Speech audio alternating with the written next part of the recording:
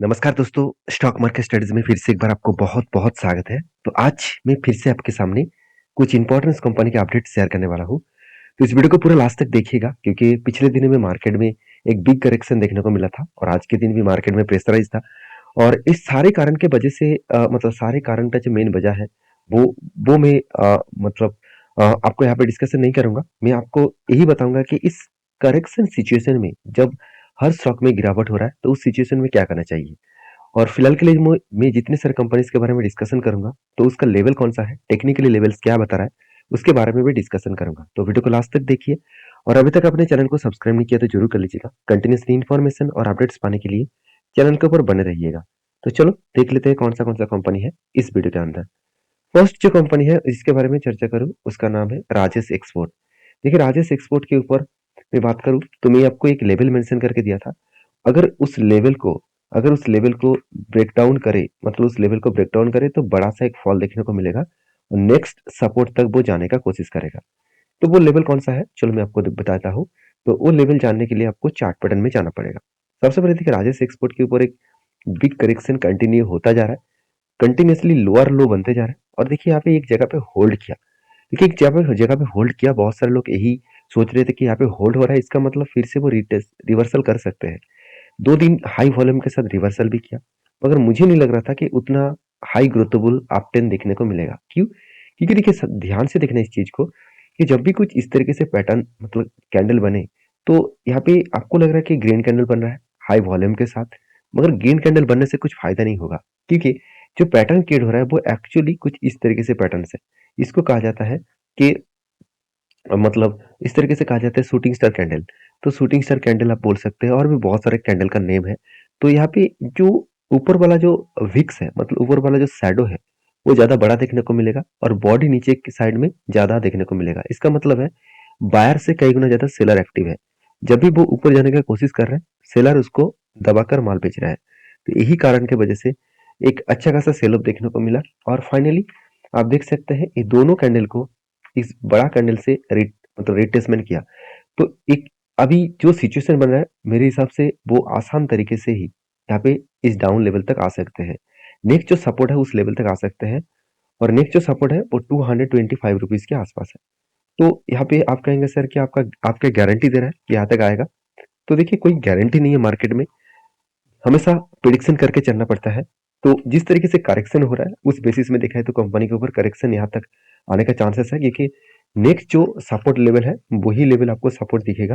देखिए वही लेवल आपको सपोर्ट दिखेगा, तो उससे पहले आपको कोई भी सपोर्ट लेवल नहीं दिखेगा। तो ये एक रेंज है, उसी रेंज के हिसाब से कंपनी आगे बढ़ेगा। तो मुझे लगता है इस रेंज तक जरूर आने का चांसेस रहेगा। तो जो लोग सोच रहे हैं कि राजेश एक्सपोर्ट के ऊपर अभी क्या किया जाए, तो मैं एक ही बात कहूंगा कि कंपनी के ऊपर एक सेल प्रेशर है तो सेल होने का चांसेस है। और मैं इस तरीके से बात इसलिए कर रहा हूँ क्योंकि कंपनी का इस बार जो क्वार्टरली रिजल्ट है वो भी मतलब खराब रिजल्ट देखने को मिले। तो राजेश एक्सपोर्ट के ऊपर जो मतलब रिजल्ट आया, आप क्वार्टरली जो रिजल्ट देखेंगे तो सेल्स के मामले में जो प्रॉफिट एंड लॉस है आप देखेंगे तो इस बार प्रॉफिट बहुत कम हुआ 45 करोड़ के आसपास, जो आज तक की सबसे लोएस्ट प्रॉफिट जनरेट हुआ।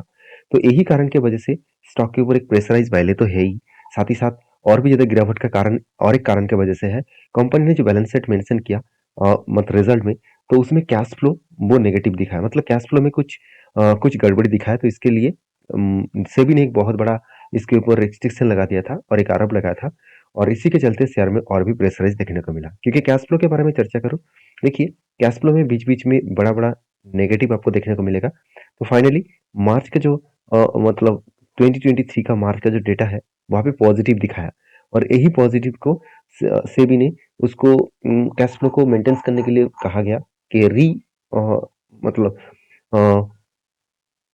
सबमिट करने के लिए कहा गया। तो उस बेसिस में कंपनी के ऊपर थोड़ा सा प्रेशराइज बना। तो देखिए कैश फ्लो जितना नेगेटिव रहेगा उतना ही कंपनी के लिए खतरा बनेगा क्योंकि आप जितना माल बेच रहे हैं, जितना प्रोडक्ट बेच रहे हैं, तो वो प्रोडक्ट का जो बेचा जा रहा है जो प्राइस में, तो उस प्राइस से भी ज्यादा आपका कॉस्ट है। तो इसलिए कंपनी के कैश फ्लो नेगेटिव दिखाएगा।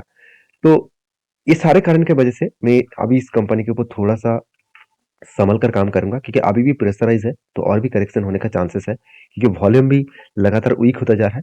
जब वॉल्यूम बढ़ेगा नीचे साइड में तब माना जाएगा कि फिर से रिवर्सल करने का चांसेस रहेगा। तो आपकी क्या राय है इस कंपनी के ऊपर जरूर कमेंट्स करके बताना। नेक्स्ट जो कंपनी है उसका नाम है इन आईजीएल, इंद्रप्रस्थ गैस लिमिटेड। देखिए आईजीएल के बारे में एक ही बात कहूंगा कि जो लोग सोच रहे थे कि आईजीएल बेकार कंपनी हो चुके हैं क्योंकि एक बिग करेक्शन बिग क्रैश हुआ था, उसी टाइम में लोगों के मन में यही चल रहा था कि कंपनी बेकार है। देखिए हम लोगों को प्रॉब्लम क्या है आप जानते हैं, जब शेयर कंटिन्यूसली गिरते रहते हैं तब हम लोग उस कंपनी को बेकार कह देते हैं, और जब शेयर भागते रहते हैं वो कंपनी को बेस्ट मान लेते हैं। होना कुछ उल्टा है कि अच्छी कंपनी अगर गिर रहा है तो इसका मतलब सस्ते में आपको प्राइस दे रहा है, तो सस्ते में मतलब डिस्काउंट में आपको दे रहा है, तो उसका फायदा आपको उठाना चाहिए। अगर अच्छी कंपनी नहीं है और फिर भी वो भागते रहे हैं तो उसके ऊपर निवेश करने से अच्छा होगा ना निवेश करें, क्योंकि उसमें बुरी तरीके से फंस सकते हैं।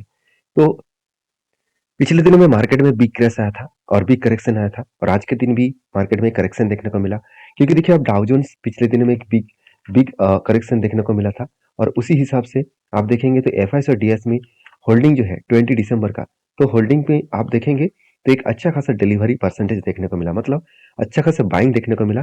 तो जितना सेलिंग हुआ उससे कई गुना ज्यादा बाइंग हो चुके हैं, मतलब कुल मिलाकर देखा जाए तो एफआईएस ने सेलिंग किया और डीएस ने बहुत ज्यादा बाइंग किए, तो जिसके चलते एक बड़ा सा धमाका यहाँ पे देखने को मिल सकता है।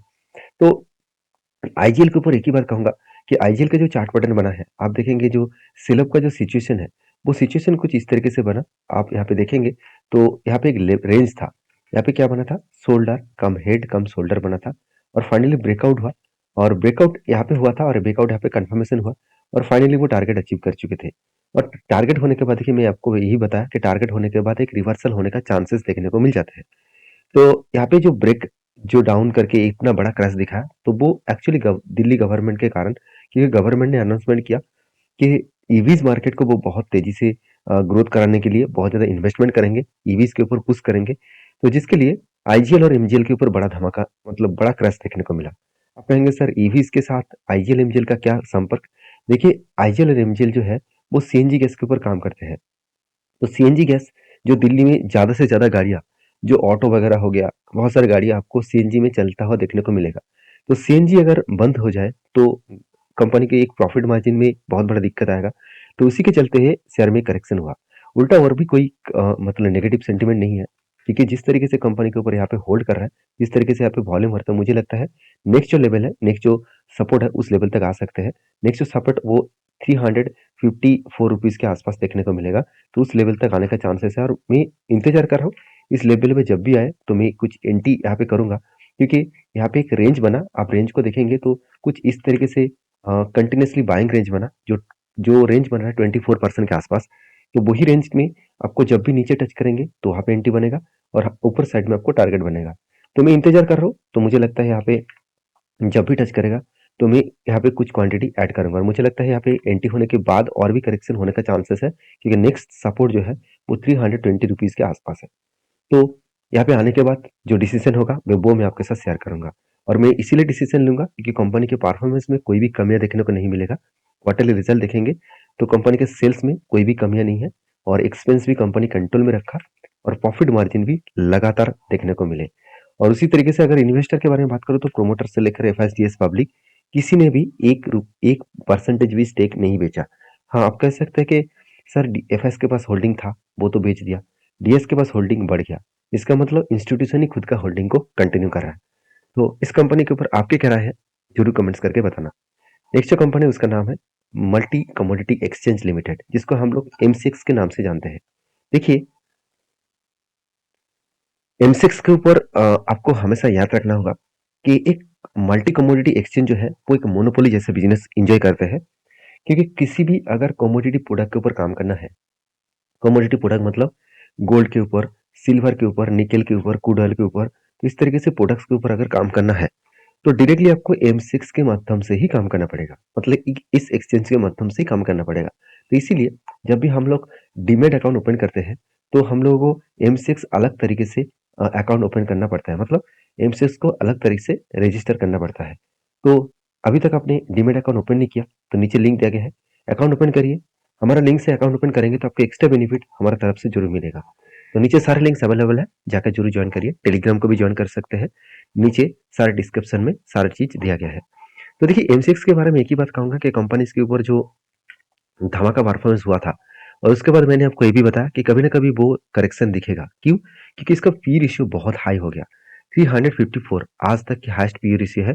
अगर मैं पी रेशियो के बारे में बात करूँ तो एक टाइम कंपनी का पी रेशियो था करीबन 35-20 रुपीज़ के आसपास, 29 रुपीज़ के आसपास, और वही पी रेशियो आज मतलब एक धमाका परफॉर्मेंस करके एटलीस्ट 72 चला गया।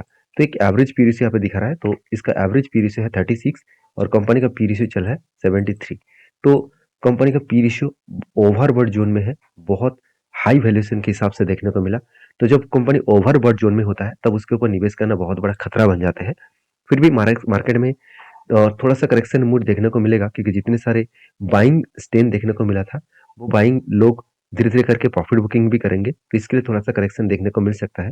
फिर भी देखिए कंपनी के ऊपर ग्रोथ जो है वो अच्छा खासा दिखेगा, क्योंकि कंपनी ऑलमोस्ट डेट फ्री है और कंपनी के गुड क्वार्टरली रिजल्ट भी देखने को मिला और अच्छा खासा डिविडेंड पे आउट भी दिए अराउंड 63% के आसपास। कंपनी बुक वैल्यू के 11 टाइम्स ऊपर ट्रेड कर रहा है।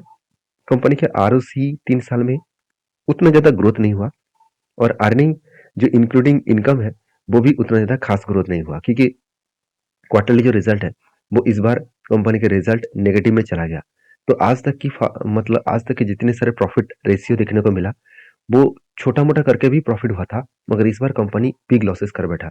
इस लॉसेस होने के पीछे कारण भी मैं प्रीवियस वीडियो में आपके साथ डिस्कशन किया था।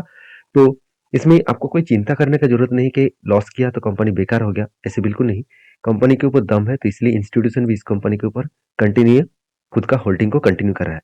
तो इस कंपनी के ऊपर आपके क्या राय है जरूर कमेंट्स करना, क्योंकि कंपनी के ऊपर जो लास्ट कुछ फ्यू डेज का डेटा दिखा दूं तो कंपनी इसके ऊपर पिछले दिनों में उतना खास डिलीवरी देखने को नहीं मिला, कि ये बहुत ज़्यादा सेल ऑफ देखने को मिला था, बाइंग देखने को नहीं मिला है। और इसका चार्ट पैटर्न्स के बारे में चर्चा करूँ तो आप देखेंगे तो कंपनी इसके ऊपर यहाँ पे कुछ काप विथ हैंड पैटर्न्स बना था, फाइनली ब्रेकआउट हुआ, टारगेट भी अचीव हो चुके हैं। तो फिलहाल के लिए मैं शांति से बैठा रहूंगा कि फिलहाल के लिए मुझे लगता है करेक्शन होने का चांसेस है, और करेक्शन होने के बाद मुझे लगता है और भी कोई भी पैटर्न्स क्रिएट करे तभी मैं कुछ डिसीजन लूंगा। देखिए हमेशा हर चीज़ों को हर जगह पे आपको एंट्री नहीं लेना है, आपको पेशेंस के साथ बना रहना है।